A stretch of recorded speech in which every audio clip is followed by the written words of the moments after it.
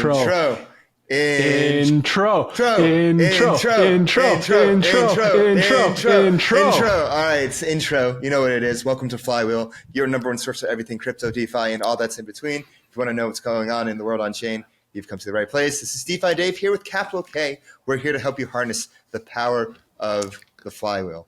And this time, what do you always say? Capital P. We have on a capital P primitive. Go all into token-bound accounts. ERC-6551 on this episode. We have the author of it on, Benny, and then we have on a use case, which is agent.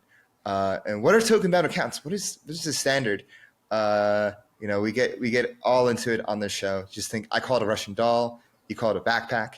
It's basically, imagine if your NFT could be an account. Imagine if, like, the same way you use your EOA, you can use your milady, and you can do shit with your milady, all that stuff. So we get into it, the ramifications, the use cases. I think this is one of the episodes we're going to look back on and be like, oh, wow, this was so obvious, because I think it is so obvious. I'm going to just put my name on it. This will become a thing in the future. And I'm excited to see what happens from here. Kit, what do you think? Capital P primitive. Yeah, all. That's your trademark. That's your trademark. And if you want to keep up with all the capital P primitives we have on this show, make sure you go ahead, give us a follow, give us a like, give us a, retweet on Twitter, do all that stuff. Make sure you go on our YouTube, hit that button, subscribe, leave us a comment, let us know what you think, give us a like on there. Follow us on all our socials on Twitter, TikTok, and Telegram at Flywheel DeFi. You can follow me on Twitter at DeFiDave22. You can follow me at 0xcapital_K. And let's get the flywheel spinning.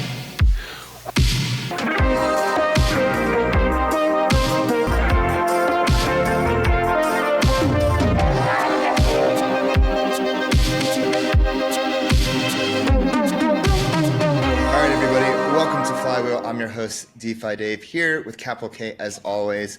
And this time around, I'm really excited because we're going all into a standard. This is all about ERC-6551. We have Benny, who actually was one of the authors of the standard, and Jimmy and Greg, who are using the standard. And to preface the show, I'll never forget, I was at ETH Waterloo last year. I'm not sure if you were there, but were you at that booth? I'd probably talk to you if you were at that booth. Yeah, we were at ETH Waterloo. We didn't have a booth. We kind of had our own table that we set up with cardboard sign and all. Yeah, I have that's what I mean. I was just walking around and I just saw ask me about ERC-6551. So I saw this cardboard sign and I'll have people put a picture of it here. And I'm like, oh, what's this? And you explained it to me and it just made so much sense. It's basically like a reverse soulbound NFT instead of having an NFT that is just permanently attached to your account. It's the opposite. It's literally the opposite. So it's the account is attached to the NFC in any way you use or how you use your normal address, EOA, whatnot. It's the same exact thing. And I was like, oh my God, why isn't this everywhere? And so then we had our friend Ethereum reach out to me. He was like, hey, do you want to have the ERC-6551 guys? And I just remembered, I was like, yeah, of course. I would love to hear about the progress of this since then. So guys, it's really exciting to have you on. This is something I'm genuinely interested in and I want more people to know about. It's good to be on. Likewise, Dave. Really excited to be here and with everyone else here, Jimmy, Greg, and Kit. Yeah. So Benny, let's get into what's your background and how'd you get building in crypto and how'd you come up with the standard? Yeah, I mean, rewinding back time in 2017, I had the chance to work on a tiny project, CryptoKitties. You worked on CryptoKitties? Yeah. So I was part of the team that launched that. God, take me back down memory lane. Yeah, wow. So that was the ERC-721 and NFTs. And then the Kitties did well, and then we formed, I was actually part of Axiom Zen, then we formed Dapper Labs. And I worked on Cheese Wizards, Dapper Wallet, and then eventually I was leading one of the main product teams for NBA Top Shot. So it's been a fun, 6+ years of NFTs, from back to the Kitties to basketball to the new wave of blue chips. And then, so that's kind of how 6551 came in, because I've just been obsessed by NFTs for so long that and know so many folks, including OpenSea guys and the wallets and the blue chips, and just thinking deeply about like where do NFTs go from here? We entered absolutely. a phase in 2020, 2021, which was the new boom or the last boom, and it was all about like forming communities and Discord and token gating and like actual events where people met each other. And then that wave kind of reached its peak, and then now about a year ago or a year and a half ago, we were at ETH Denver, and we kind of had that epiphany of like, ERC-4337 was booming, accounts abstraction, this whole idea of like accounts are going to become a big thing. So that was moving along, and then you look at NFTs, and it's like, well, not much is happening. I mean, people are still launching 10K PFPs. And yes, you can claim a hoodie or go to a boat party or something. Be a token Or gaming, socks. but is like, is there a world Hey, where we socks are learn quite useful. to do, right? So that's kind of how it all came together. I've noticed this trend of memes growing to have utility and growing up and maturing. You see this with meme coins themselves. You have multiple meme coins like Shiba launching a fully homomorphic encryption chain. Harry Potter launching their own blockchain, quote unquote, that's going to have all this cool shit on it. And it's like the meme can only take you so far. The idea can only take you so far until it kind of like runs out, or it's like Doge and it becomes like it either has to like keep growing or it has to like grow in utility. And usually like it will go the utility route. And so the same thing with NFTs. NFTs are just unique memes. And it makes complete sense. Like, okay, like what's the next stage at NFTs? It's this. And token gating, socks, all this like extra stuff outside of the NFT can only take you so far. And like, there's always a way to like just get around it, of course. But like with this, it's on chain. There's no way to get around it. So it has actual use. And also I didn't realize like you had such a track record. Like we have like an NFT OG here. So, it's great like to have you on. True NFT OG. But, Greg, I'd love to hear from your background. Yeah, definitely. So started out in traditional finance, doing mergers and acquisitions, restructuring. Joined the Block Research back in 2021 on the research and operations side. So did everything there from writing content to helping out with go-to-market and strategy. And then most recently was head of corp dev there and engineered a sale to Foresight Ventures last November. And Jimmy and I went to university together, and I reconnected with him at Singapore Token 2049 last September. Reached out to him after the transaction and started, talking about this idea. In March, I came out to Taiwan for the first time. We started cooking, and then ultimately decided to move out here 2 weeks ago. So, Shit. Oh, wow. Yeah, we're in it. And Jimmy, what about you? Yeah. Also, my audio it's kind of freezing every once in a while, so I don't know if it's going to be clean. But we'll edit in post production. Yeah, sounds good.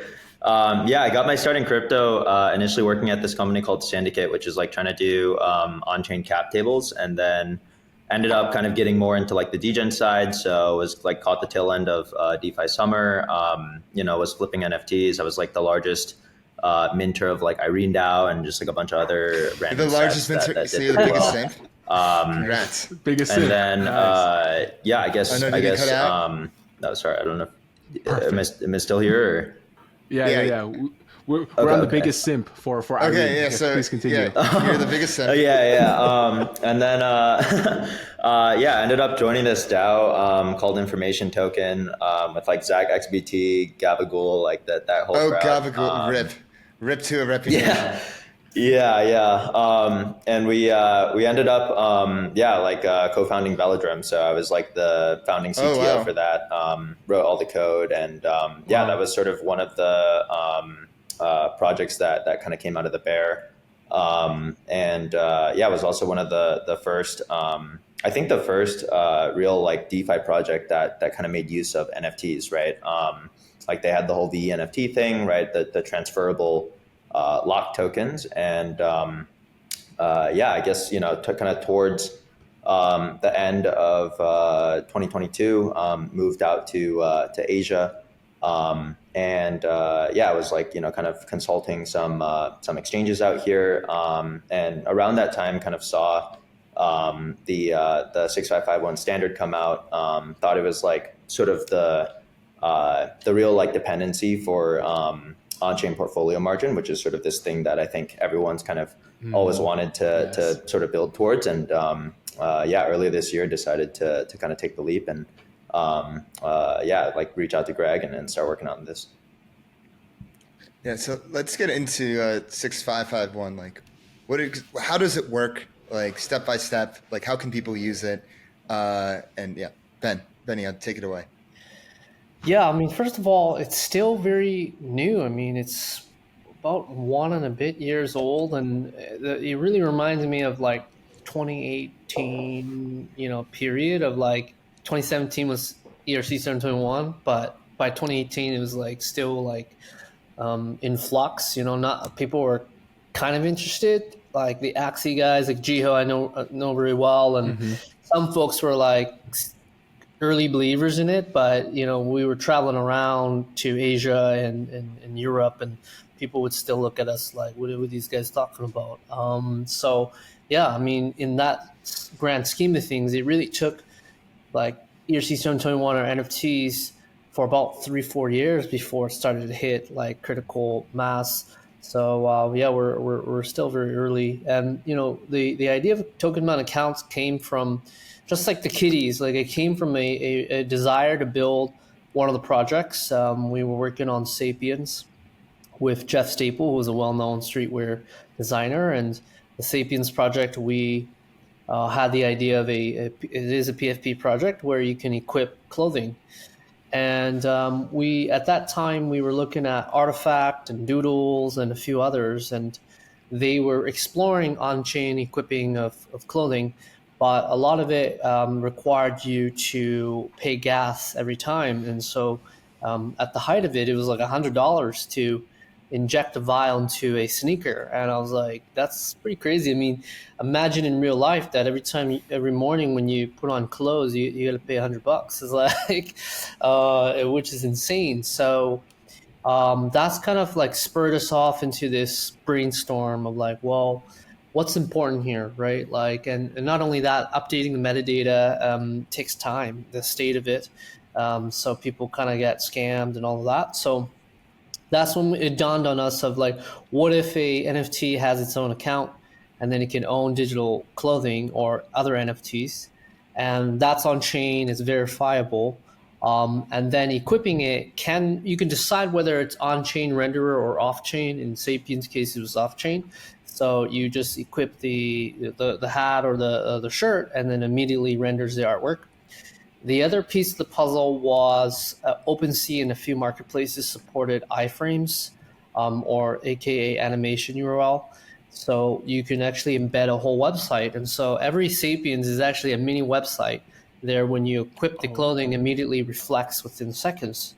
And we just built 6551 just for that. But later on, like when we met Dave by the time at ETH Waterloo, other folks started to, I'm sure Jimmy and Greg, like started to figure out, hey, this is actually bigger than that, right? Like you can put meme coins inside of an NFT, or you could put an NFT inside of an NFT to infinite. It's the Russian doll of NFTs. This is what Exactly. And so that's kind of when things started to kick off. We created the community and the working group, and it's kind of expanded since then. Yeah, I find it interesting early on in ERC 721, like in 2018, 2019, there wasn't widespread support for it yet. Like there were a few believers, but there were a lot of people like giving the eyes, like what exactly is this? What was it like getting like the ERC actually established? Is that like through an EIP and then it gets like passed and it becomes a standard? And then after that, like what's it like trying to gain widespread support for something? Because it's a lot of politics, trying to get a lot of support and all that. So yeah, go ahead. Yeah, I mean, there's the whole EIP process. I mean, a lot of folks have kind of figured out that you could use it for marketing purposes. So that's why there's so many like 721 and then append a character after that. But for the sake of 6551, it was truly a novel idea of the account and the NFT token bound accounts. But yeah, we had to kind of submit it and had the Ethereum cat herders kind of like, I think Sam there to take a review of it and give us feedback. It still hasn't been formalized, and there's a big reason for it, is that the use cases, and it frankly is still early, and we just want to gather more feedback before it's fully finalized, because the challenge is we could finalize it at any time.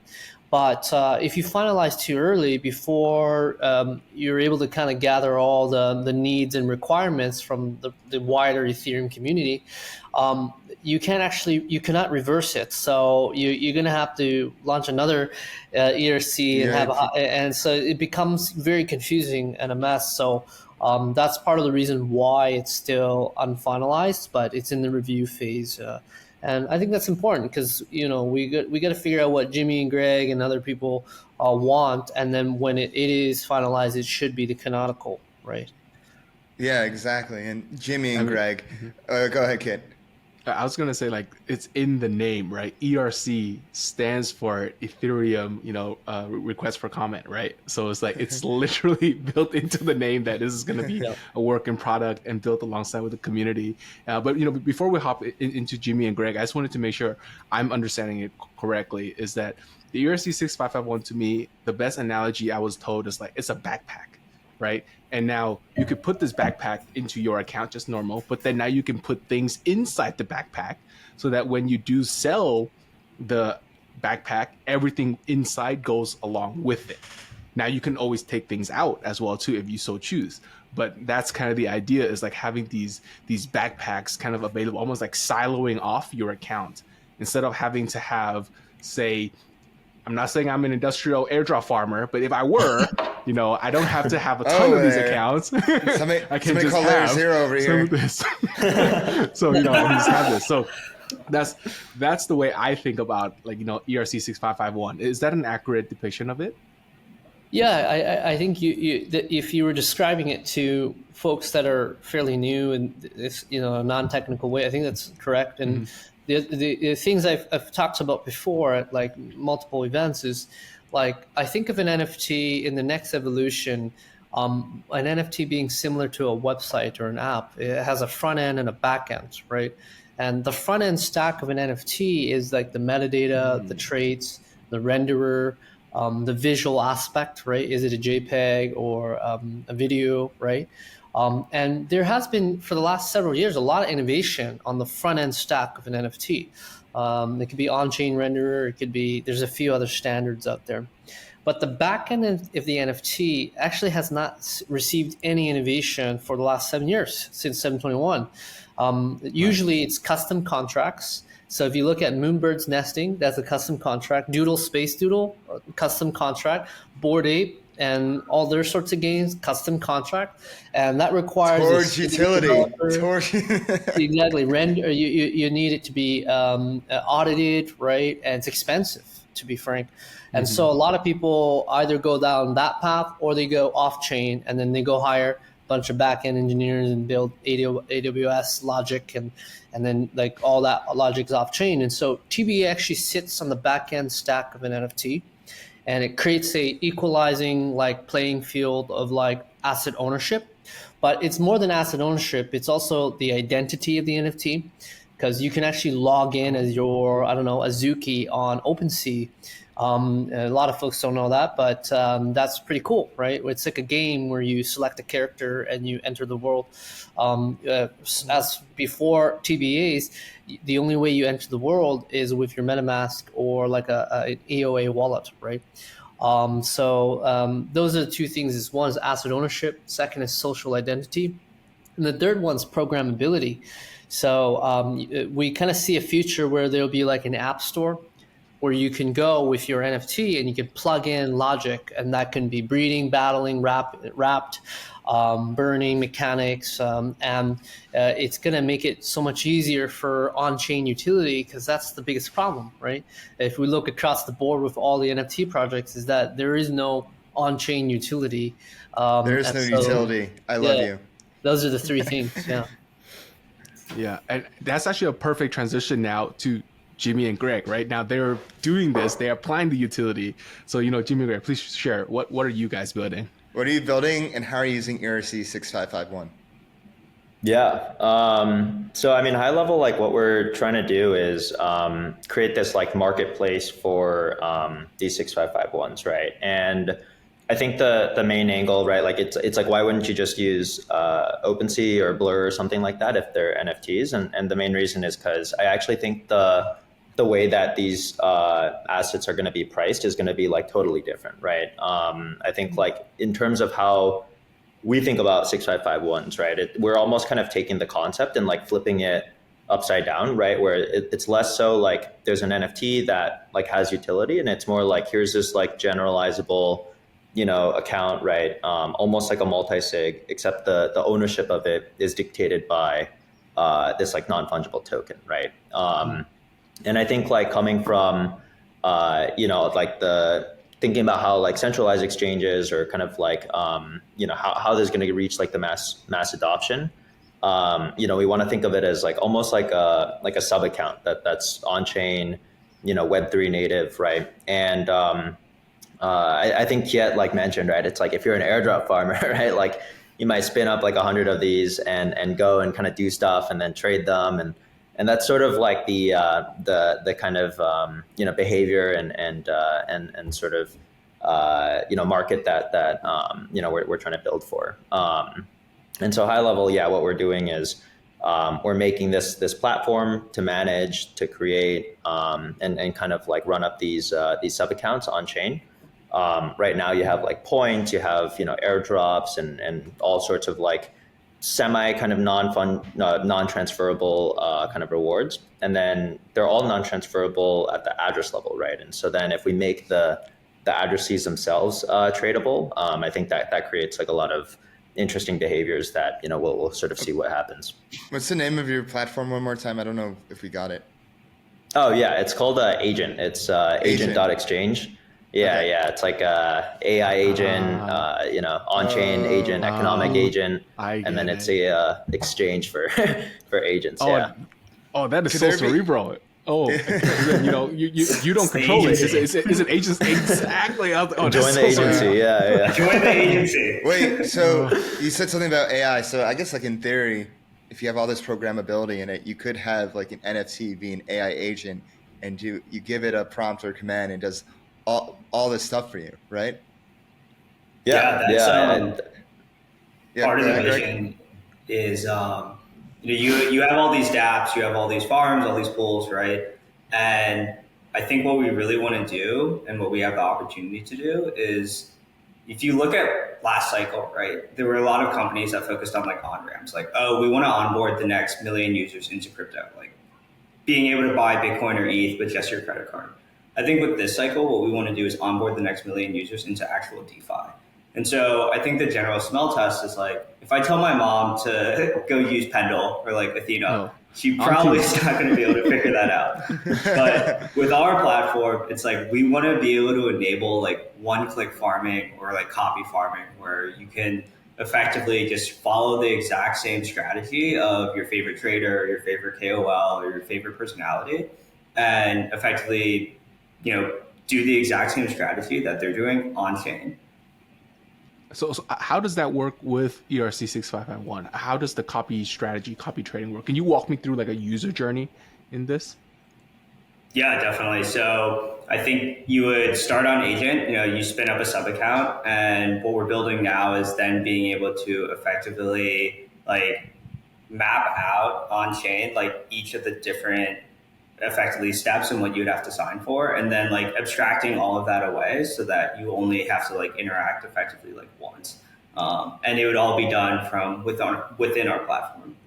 So one approval, and I can LP into Uniswap while also setting a limit order on CowSwap, while also providing LP on GMX with one transaction. Is that what you're telling me? One approval? That's what we're aiming for. Yeah. We haven't figured out the chain abstraction piece yet, but it's coming soon. That's a new thing that everyone's working on. Yeah. Let us cook. Okay. Got it. You gotta be patient, kid. Yeah, no, I think it's very interesting because like as like this agent marketplace, the way I see it is like, you know, in aside from just the DeFi use case, like, hey, I can put in my LP positions, like my UniV3 LP positions that's like very unique, right? I got in at a great pricing at a very good band that other people may want to buy off of me, right? And I'm sick of it and I want to pull out, but I know I got in a really good juicy, you know, range. And, you know, but there's no price for that, right? You can't just take, hey, it's half ETH, half USDC, so I'm just going to do a quick calculation. I'm like, well, no. I am masterful at band selection, so you need to pay me a premium to capture this fee. In addition to that, though, let's say I am a very connoisseur of Bored Apes, and I assimilated a very beautiful collection of Bored Apes. I can sell that whole collection in one go as well on this platform, right? Exactly. I think you hit the nail on the head where to the point that you just made, like it's your like LP position, it's your bands that you selected, it's your tokens, it's your points, it's your apes, and you should be able to do freely whatever you want with it. And whether that's like selling it to someone else and just selling the entire like address, like trustlessly on chain through us, like you should be able to do that and you should be rewarded a premium. And I think that's what's so exciting is that we're creating effectively liquidity in a brand new asset class where you'll be able to get price discovery on an entire sub account, whatever is in it. And so a lot of illiquid assets or less liquid assets will then be able to become traded. And I think that's really exciting. Yeah. Can I ask a follow up to that? You know, with Arkham, Nonsense, all of them have like address tagging, you know, smartest money or, you know, dumb money. And with this new kind of almost intermittent layer, am I able to sell this reputation of like, hey, I am the smartest money? That actually leads to my next question. Yeah. Oh, go ahead. that is so gang. So effectively also a degen score, right? I can bundle up my degen score and now you can go and just buy this, right? Degen score qualifies for a ton of airdrops, a ton of benefits, da. Now you basically just unbundling that and allowing people to purchase. Oh, that's so cool. You guys can answer it. Then I have something else to pose. Yeah, I was just going to say... We're going to have... Sorry, go ahead, Jimmy. No, yeah, I was just gonna say. I mean, it's like the equivalent of like you run up like a really hot alt on CT and then you sell it, right? And then it's like the guy is totally different, and like everyone's got to rethink about things. Yeah, it's like I think that behavior is definitely something that we sort of see a lot in Web 2, and it kind of makes sense. Like in Web 3, like people would do this. I mean, people buy like Binance VIP accounts like all the time and stuff, right? Yeah, 100%. And also people buy a ton of gaming accounts all the time, right? Mm-hmm. Like I racked up like all player auctions, G2G, easily. Like a ton of MapleStory accounts people sell, like dude, easily. That's so cool. If somebody buys an account, are they liable for other past transactions? We're gonna have to rethink like all the. This is something this is something I don't think you guys can answer, but there's like a lot of things to think about, like with having these accounts. Like, is it like on the data transfer? Is it all those transactions before were from the original holder, and the ones after, or that? Like, what if like somebody's like interacting with Tornado Cash, or like what if it's like there's so many like different things to think about with these, and like how it will be interpreted by people later. But like those things are just, I'm not sure if you guys have thought about that, or like what, if you guys have any thoughts. If not, like we'll just figure it out later. It might be too early. Yeah, I think like one of the biggest things is like security, obviously, and like making sure that we're fully audited and being able to effectively like scrape the chain and see like to exactly like the edge case you brought up, like if they've interacted with Tornado Cash. But I think like another thing that we really want to focus on security with is the fact that like, again, looking back at last cycle and like what went wrong, I guess it's like a lot of bad apples and centralized actors, and we want to make agent a place where like you shouldn't have to trust us, like where everything is verifiable and transparent. And so that's kind of like the ethos of the mission that we're on, I guess. Yeah. So I also kind of thought of like this also adds to the privacy via obfuscation. Right? Because let's say I did LP in this position and I put it into this backpack, and then this backpack trades hand like 10 times. And then on the 11th time, the person actually pulls out the LP token and pulls out the funds, right? Like there's a lot of obfuscation that just had happened through there to know that, that originally came from me. So I could see your platform as almost like, for lack of a better word, it's like almost a coin mixer, No, it's not a platform. It's a neutral standard that can be used how people want it. That's the thing. Like it's unopinionated. I mean, If you want to the trade or agent buy or is. sell something, you should be able to. Yeah. I think you mentioned something, Greg, about like transparency and trustlessness.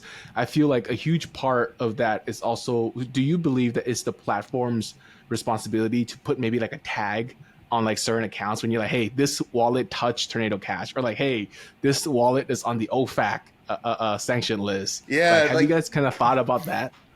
Like at least just like a label, right? Like it's people say the blockchain is transparent, but like, have you tried to read Etherscan?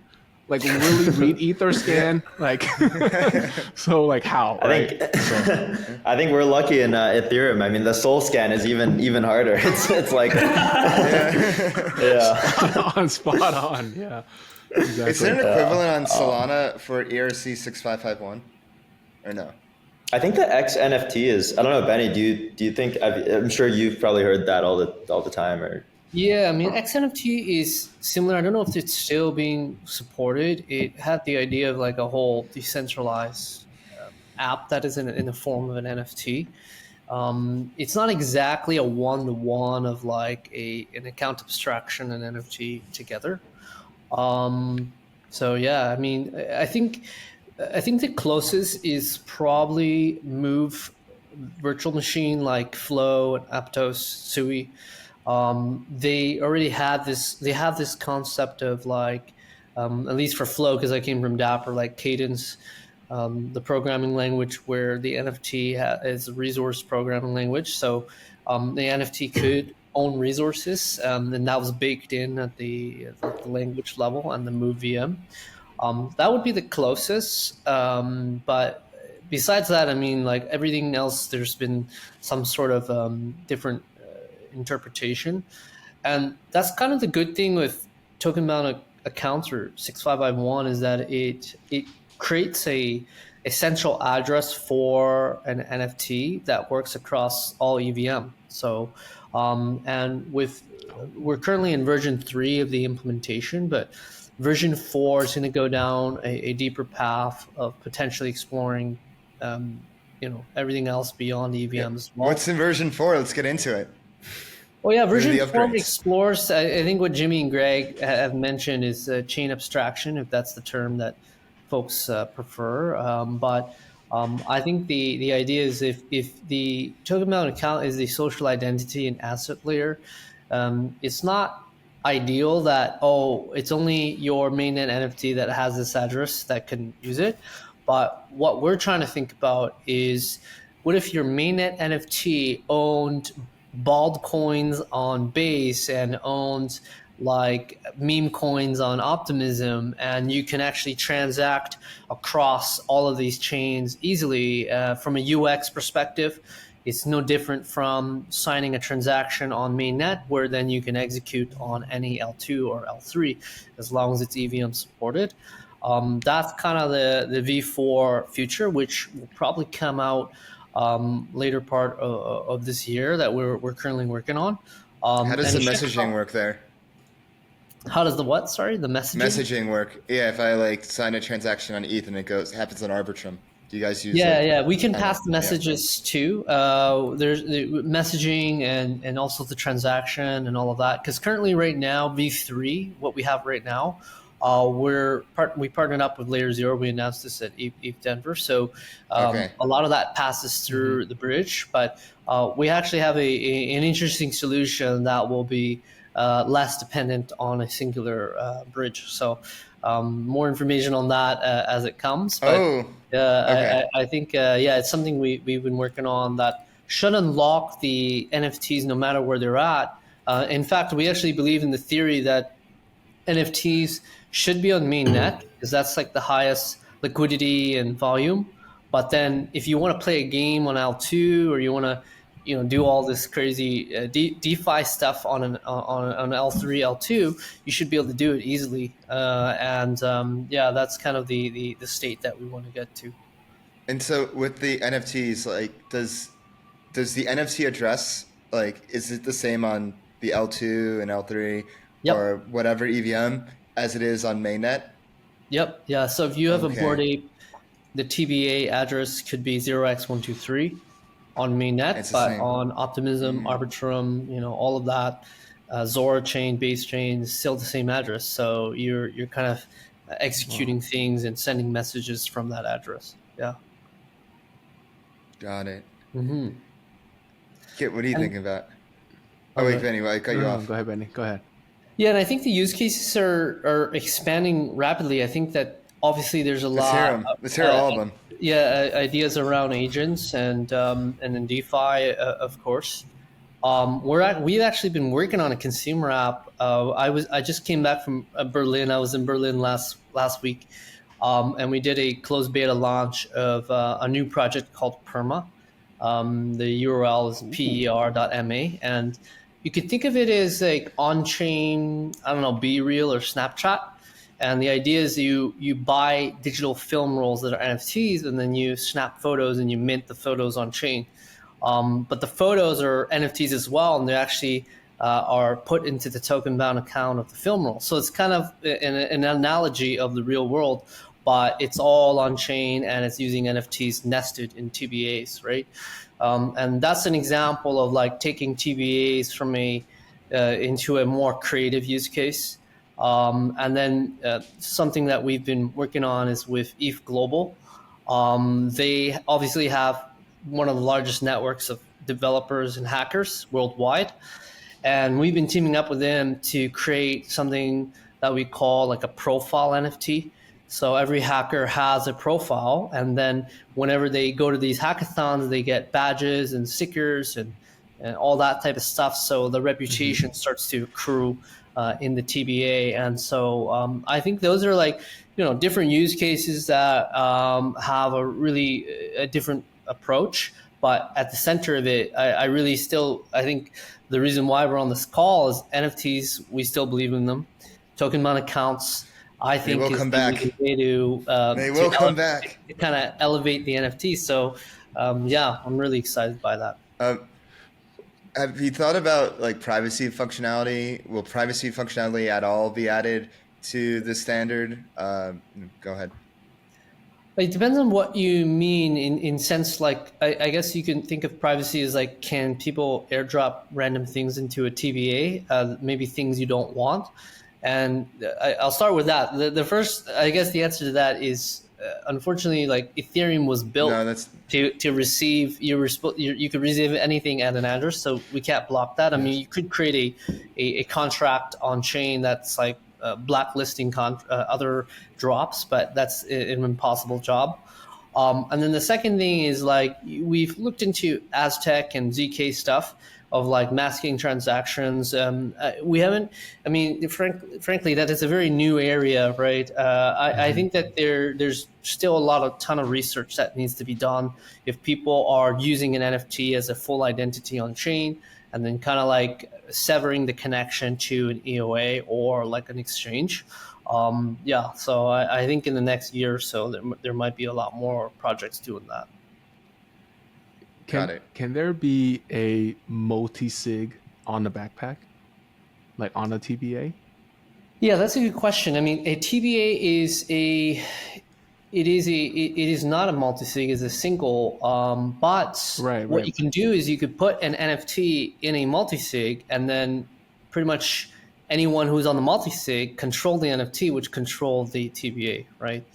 And with version 4 of the contracts, another thing that we've been thinking about is expanding token-bound accounts beyond just NFTs, right?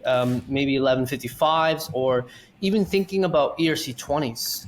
It's kind of a weird idea where like an ERC-20 now has a token-bound account.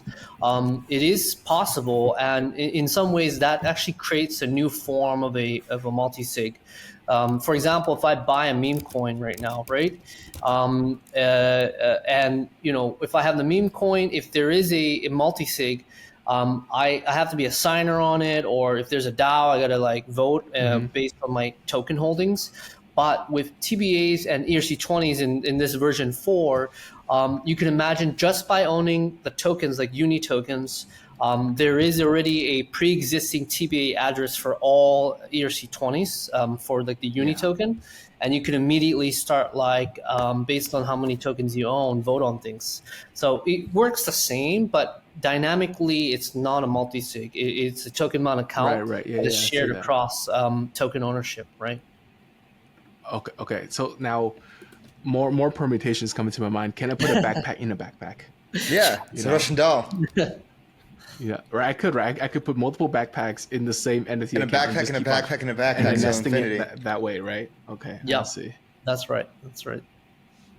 Wait, so what do you need to do to get this to be? You said you have to have like more comments and stuff. Is there like, are you looking for like one really killer use case to be like, hey, like look how widely this is being used. Can we pass this right now? And what's like on the further roadmap for the standard?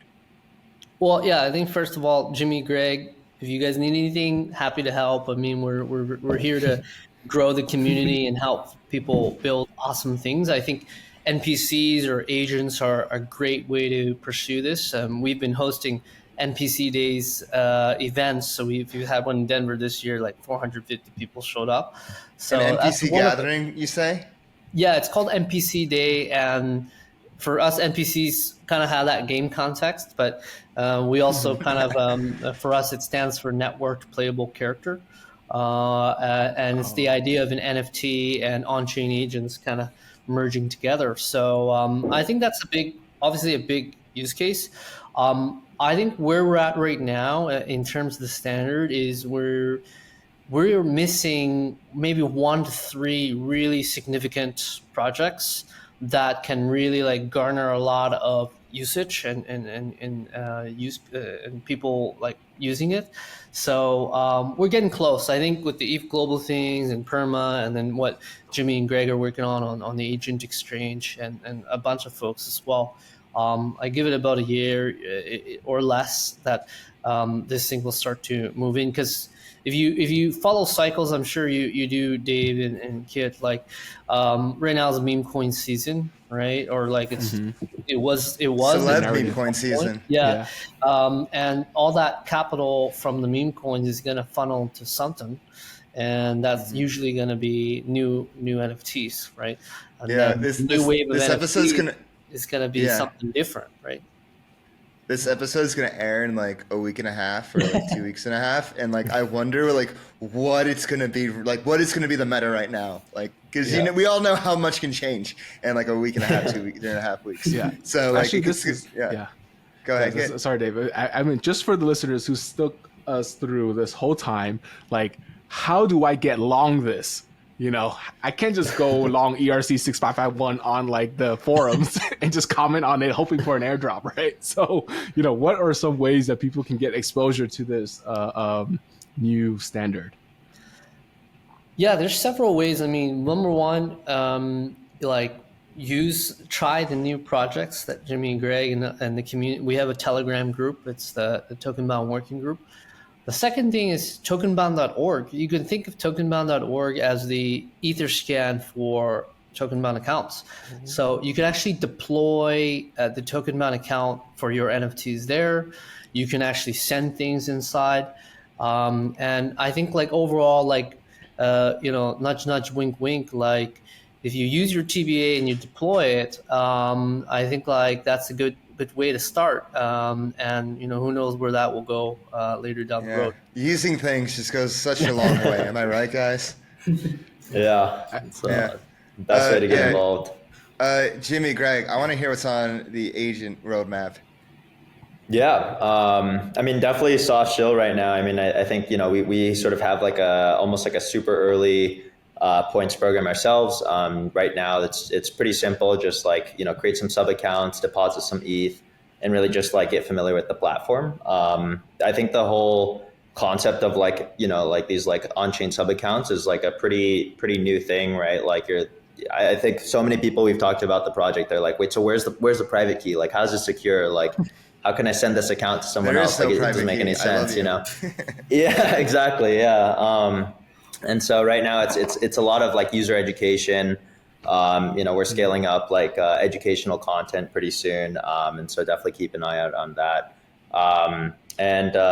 Coming up, I think towards the end of the month or like early next month, we'll go live with the marketplace, and hopefully by then the sort of immediate use case for a lot of these accounts. It's will gonna be fascinating clearer, to see how people price these TBAs, like based on reputation, based on everything that's in it, based on its past. Like, I mean, you can go so many different directions, and there's a lot of opportunity there, and there's a lot. Like, there's just, my mind's just racing. So, So, I feel like you guys also need a Pandora moment, like what Pandora did for ERC-404, right? Like, I feel like there just needs this one championing token that just moons super hard, and everyone's like, what the hell is this 404 thing? Wait, could an ERC-404 be a TBA? I thought about that. I was like, can that be possible? Because the moment I send like a 404, my NFT breaks. But if I put it into a backpack, then I send the backpack. Does it okay? Like, will it keep my NFT and not like burn it? Has anyone tried that yet? I think it'd almost be like one of those things where it's like you the more of like the token you buy, right? Because it's like you buy the token to get the NFT, and then it's like you're almost like unlocking the account. It's kind of like a hostile takeover kind of situation, right? Where it's like you have like some assets, and then like someone might like just buy your tokens away and do something like that. I don't know. I feel like that might be the case. Yeah, because I feel like after you buy, the rules, like after you buy one 404, you get the NFT. But the moment you break that, and it goes, even if you did 0.01, even if you transferred it to another thing, your NFT is burnt. But I'm like, but what if I put both the NFT and the thing into the backpack from the very beginning, right? And then can I just send the backpack? Oh, yeah. Right, and then like that just fully, it's like an encapsulated box, right? It's like, it exists. Oh, this is. It's possible. Yeah. Oh, that dude, you should totally sell 404 NFTs on Agent as like the one first possible use case there. Yeah.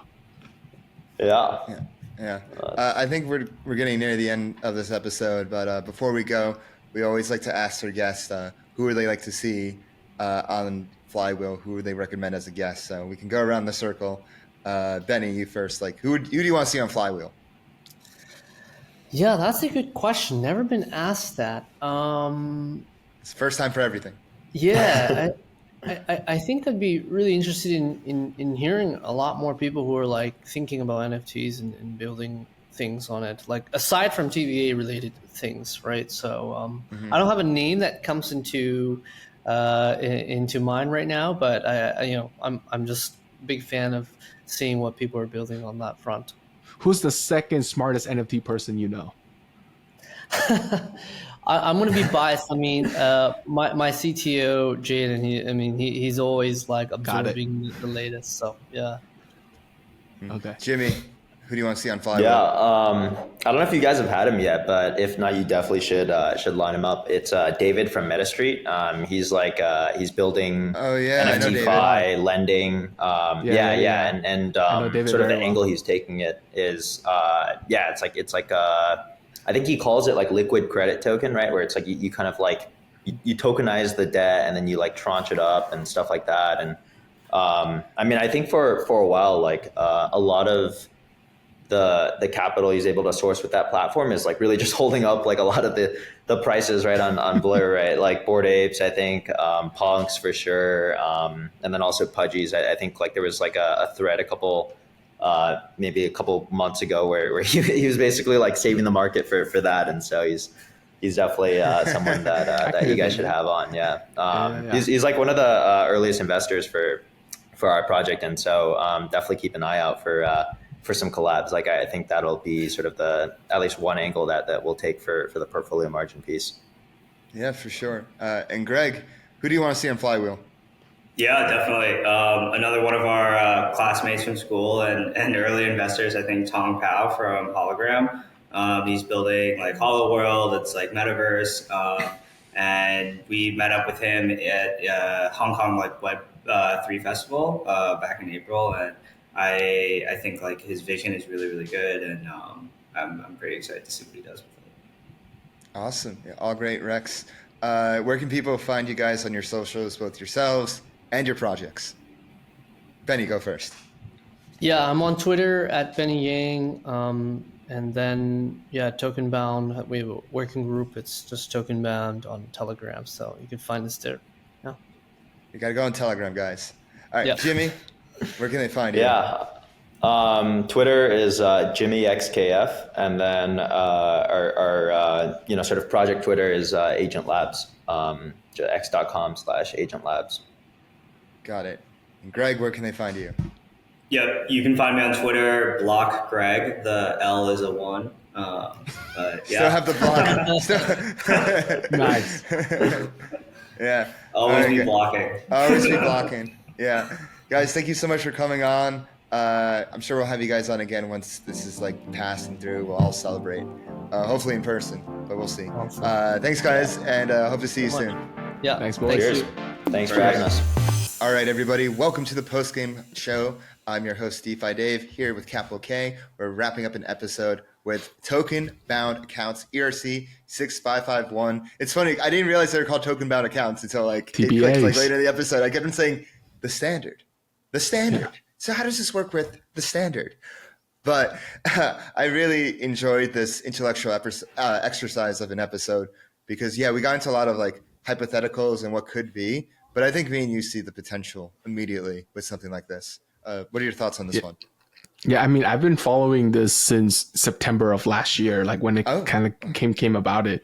And like I said, at the off the record, I actually have an ERC-6551 account. I have a TBA. You do have a TBA? Yeah, I have a TBA. I'm number 50 in this special game called Spacebar, and they adopted the ERC-6551 concept, and they airdrop points into that specific backpack instead of your account largely. And I think it is such an absolute no-brainer because it doesn't make sense like for me to have right now when I go to my MetaMask and I click create new wallet, guess what new wallet number it comes out to? Account number 69. I'm not even joking with you. If I click right now, if I go new wallet, account 60, I've created 69 accounts on my MetaMask. And that is just ludicrous, right? And I feel like this pain to keep track of. It's such a pain to keep track of. And each of them have their own private keys. So I'm just like, oh my God, right? But I like having good hygienes. I like be able to touch something brand new. And if I can just spin up TBAs to touch shit, I think it is it's going to be a primitive, capital P primitive that wallets are just going to integrate it like Rabby and a meta, like they're just going to integrate it. Instead of creating a new wallet, it would just create a new TBA for you. That's what I foresee it as. It's just so much easier. It makes so much more sense. Benny's history is quite impressive. Like he was there at the beginning of NFTs with He's true NFT OG. 721 and seen the whole process. And he's been thinking about this since 2018, 2019. These TBAs, which is really impressive. I really think it's a matter of a matter of when, not if, these things take off. And I think it'll take like one or two projects. Could be Agent. It could be our friends at Agent who we just had on. Yeah, I think what Agent is building is it's such an interesting marketplace because it's a marketplace for accounts. It's not really an NFT marketplace. That shouldn't really be the tagline of their positioning. Like they're in a marketplace for accounts, and anything in that accounts is up to you. Something I didn't ask on the episode. I just thought of towards the end was, could you use these accounts as collateral? Yeah, that's the whole point. Yeah. Exactly. That's what it says, portfolio wide account. It's you have a bunch of positions that are in these wallets, and then it understands everything in this one wallet is a collateral. How these things are priced, and how these things are underwritten. How does this get liquidated? Yeah. Oh, that's a very good point. That's probably no. Each individual asset would be callable, so it's just it liquidates normally. It liquidates the assets that's within the backpack.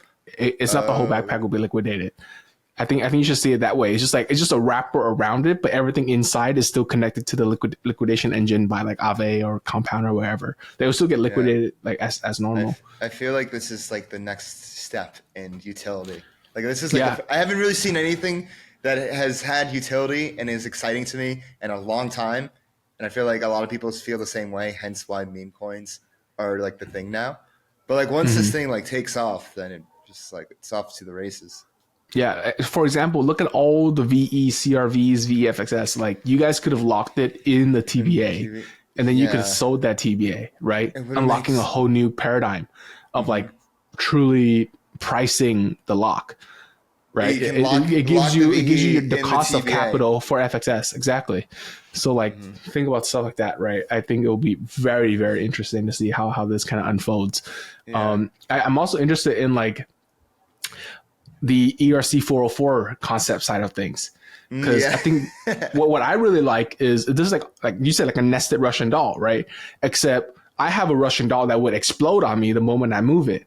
But if I put it inside a protective wrapper, then I kind of avoid the explosion. It's a landmine. Exactly. So I get to move it around the landmine. And I think that is such an interesting way to trade these things. Because right now you really can't, you really can't. Like one thing moves, they both move. So I thought that was a very, very awesome podcast to learn about this new primitive from the creator himself, nonetheless.